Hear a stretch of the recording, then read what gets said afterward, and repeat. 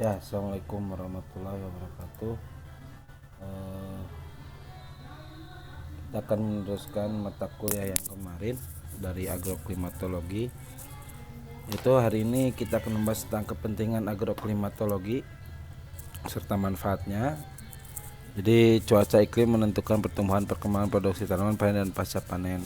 Dalam hal ini tadi bahwa respon tanaman terhadap eh, iklim ini sangat berpengaruh sekali, karena kalau kalian atau kita berbicara ke hukum Mendel bahwa genetik dari suatu tanaman itu akan sangat berhubungan sekali dengan lingkungan. Nah, di dalam lingkungan ini merupakan salah satu agroklimatologi atau iklim daripada tanaman tersebut. Sehingga ketika suatu lingkungan ini mendukung daripada cuaca atau daripada pertumbuhan tanaman tersebut, maka akan menghasilkan fenotip. Fenotip ini adalah sifat fisik dari tanaman itu sendiri.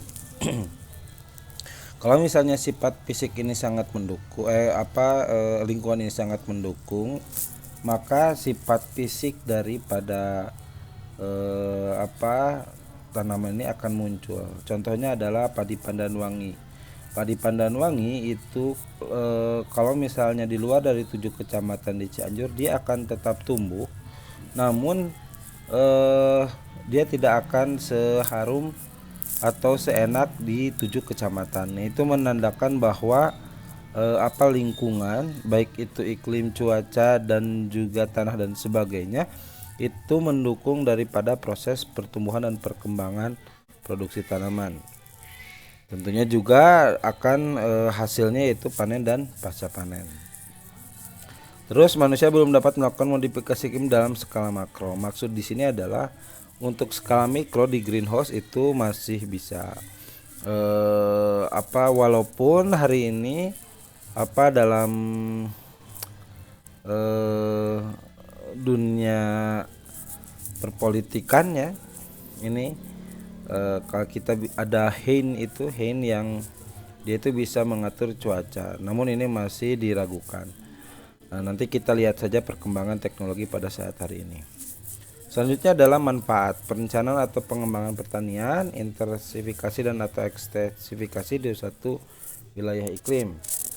Nah, ini maksudnya adalah tadi kita bisa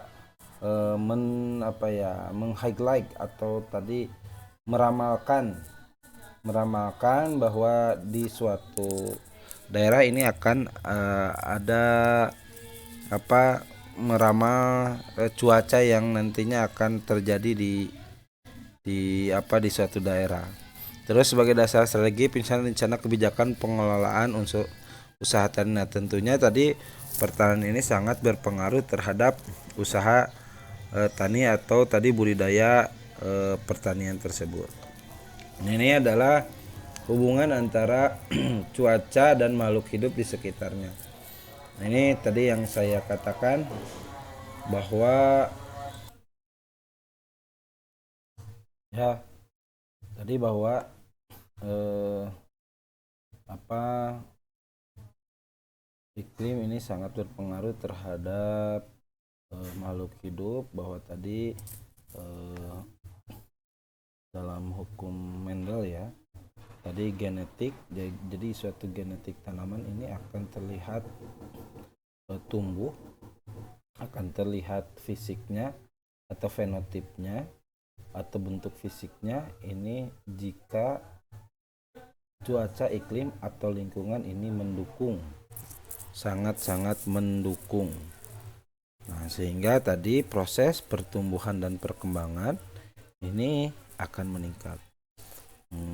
Bahwa pertumbuhan adalah, perlu kita ketahui juga, pertumbuhan adalah bertambahnya bobot, volume, lebar, terus jumlah sel yang sifatnya dia itu tidak bisa kembali lagi atau irreversible. Jadi kalau kita berbicara tentang pertumbuhan, tentunya itu sebetulnya konsepnya itu ada di sel. Nah, sedangkan perkembangan dalam konsep sel ini adalah tadi eh, perubahan atau yang disebut dengan diferensiasi sel, perubahan fungsi sel.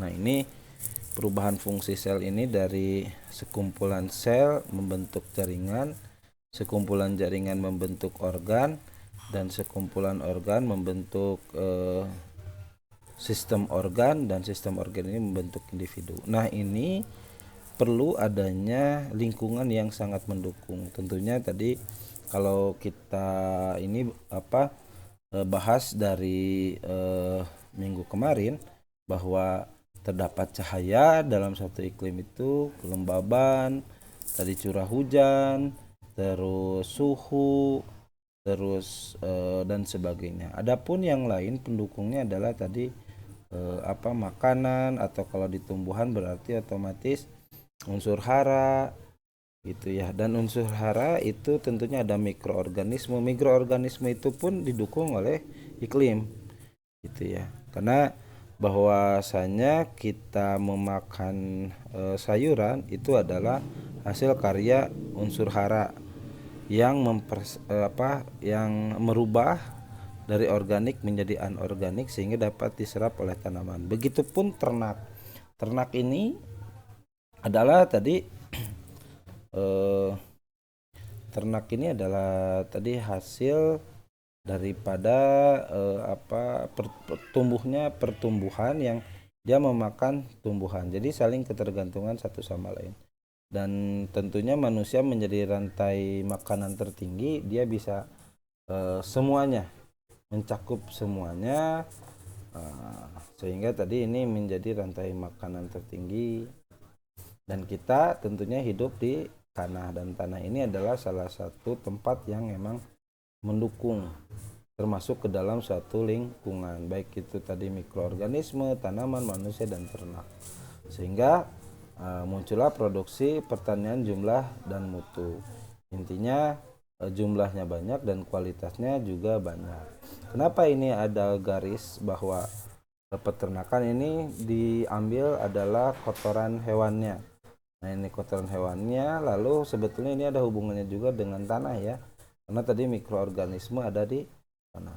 Sehingga tadi produksi pertanian jumlah dan mutunya ini sangat mendukung.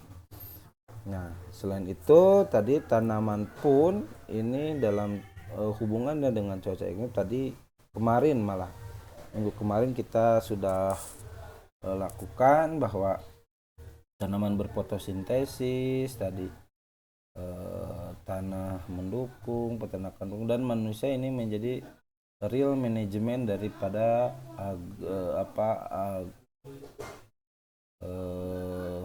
agronominya ya, agronominya real mendukung agronomi, baik itu manajerial, terus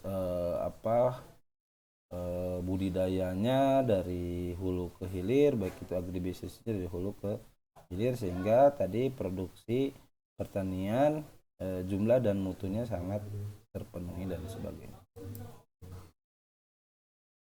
Ini unsur dan pengendalian cuaca, ada radiasi surya tadi ya yang dikeluarkan oleh yang dikeluarkan oleh matahari, suhu udara, tekanan udara, angin, kelembaban udara. Nah, ini terus awan. Kita kemarin sudah membahas tentang kelembaban udara. Kelembaban udara adalah banyaknya air di suatu udara. Nah, ini awan adalah sebetulnya kondensasi ya, mengumpulnya atau dari transevaporasi, terus transpirasi dan evaporasi. Transpirasi adalah penguapan dari tanaman, sedangkan evaporasi penguapan dari tanah, sehingga terkondensasi menjadi awan. Dan sebetulnya sebelum menjadi awan bahwa ada pembentukan partikel-partikel es. Nah, jadi kelembaban adalah tadi uap udara, dan sudah terus ke atas itu mengumpul menjadi sebelum mengumpul, mohon maaf, menjadi